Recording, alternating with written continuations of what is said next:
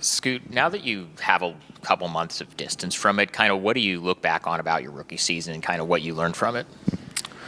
I look back at the good food that I had.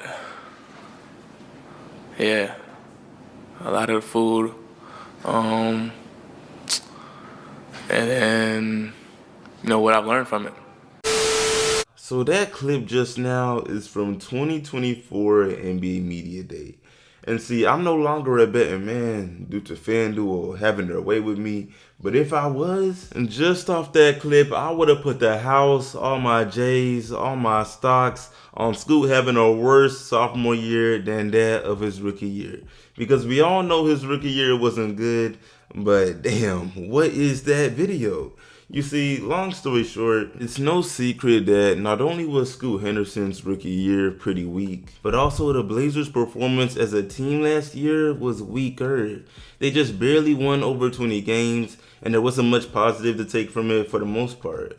However, as if they just flipped a light switch, we're not even at the All-Star break yet, and the Blazers have already won more games than last season. Beyond that, they've won like 10 of the past 11 games. They got a little streak going. They've got several young pieces, and they're showing glimpses at a bright future.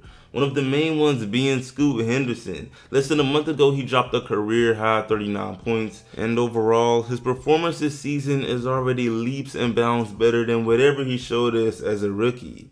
And if we take a step back at this situation, it's low-key ironic. You see, there's a casual saying in pro sports of the sophomore slump. Feel me? Like when players go crazy their rookie year and kind of slow down the momentum in their second year. Well, in the case of Scoot Henderson, he mustn't get the memo. And today we gotta talk about it. We'll get into exactly why it means so much for him to be playing well right now, how good he is actually playing, and just how good the Blazers really are. So yeah, bro, y'all go ahead and let me know in the comments, man. How do you feel about Scoot Henderson? Can the Blazers make a playoff push anytime soon? Why not? And yeah, man, really quick before I go any further, what's up YouTube? Plug Speaks back with another video. If you're new, first of all, welcome. Go ahead and sub. Also like the video if you enjoy. I upload quality basketball content and around the grind to 5K, so I'd most def appreciate it. But yeah, man, back to the video. So to be completely honest here, we could spend a good minute just talking about the sort of attention and expectations Scoot drew around the time of the 2023 NBA draft. Of course, we know Wemby, the demigod talent, was the big fish that year, the first pick, so the media was obviously more focused on that situation. But we can't pretend Scoot was just completely irrelevant. Like, bro, this man was the youngest G League player in NBA history. He left high school early to join the pros. And after spending 2 seasons in the G League, NBA scouts were convinced he might be a problem. Just looking at his official NBA scouting report, plenty of compliments jump out here. Hyper athletic guard, excellent feel for the game, and ability to create his own shot, the vision in the pick and roll, a lot of good stuff. And so many media experts and also casual fans like myself were looking forward to seeing the Scoot Henderson experience. We wanted to see baby Westbrook in action. Even Stephen A. boosted Scoot's public perception even further by predicting Scoot for Rookie of the Year over both Wembanyama and Chet Holmgren. Like, Scoot really had people believing. However, long story short, his rookie campaign was below average for a highly touted third pick. And as far as the numbers, not only did he struggle to score the ball efficiently, but just playmaking and distributing the ball was also a struggle, averaging just 5 assists to go with 3 turnovers. I mean, really, he just didn't look ready for what the Blazers needed from him. He received plenty of opportunity. The boy started in 32 games, averaging nearly 30 minutes a game. But he still struggled nonetheless. It is what it is. However, now Scoot is starting to look like that lottery pick. He's coming along very nicely. Currently averaging just under 13 points, 5 assists, and 3 rebounds, shooting 43% from the field and nearly 37% from three. And while these numbers may not jump off the screen like, damn, he nice, it's more so about how bad he was last year and his impact to winning now. You see, I believe the biggest difference for him specifically comes down to both his shot selection and confidence.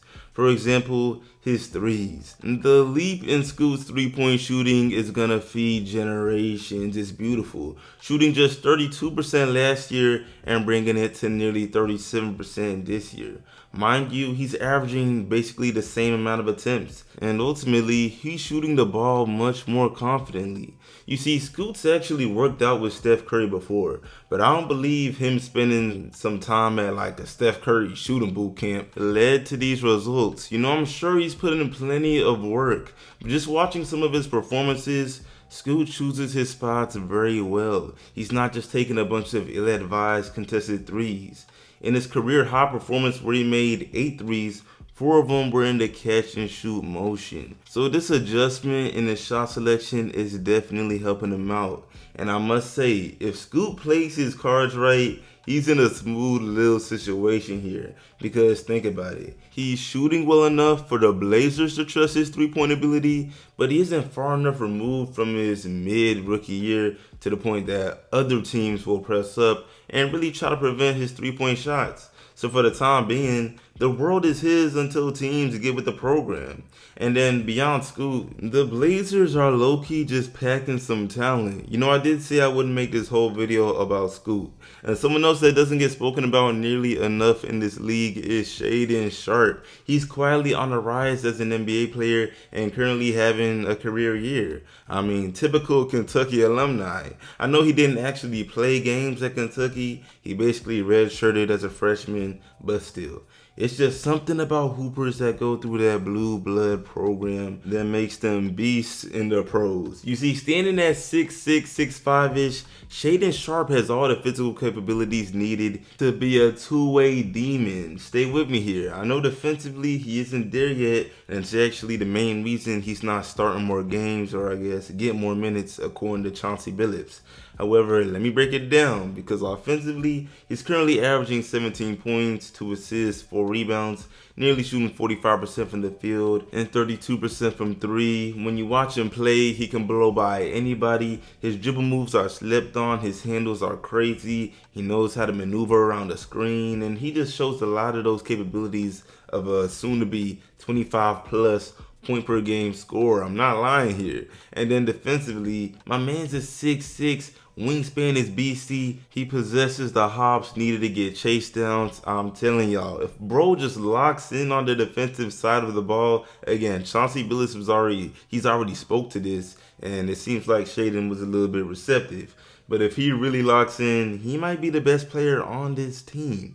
And then beyond Shaedon, it's kind of tricky. You know, Anthony Simons is kind of young. He's showing some potential. DeAndre Ayton is a solid quality big, although he's not so young, so, you know, it's not bad. However, I believe the Portland Trailblazers' biggest problem roster-wise is the bread they owe Jeremy Grant. Why did y'all give that man a 5-year, $160 million contract in 2023? Because right now, my boy can't even shoot over 38% from the field. And just off the money y'all give him, it requires y'all to start him. You don't give somebody that much bread and leave him on the bench. But damn. That's all I can say is but damn, because those minutes could be given elsewhere.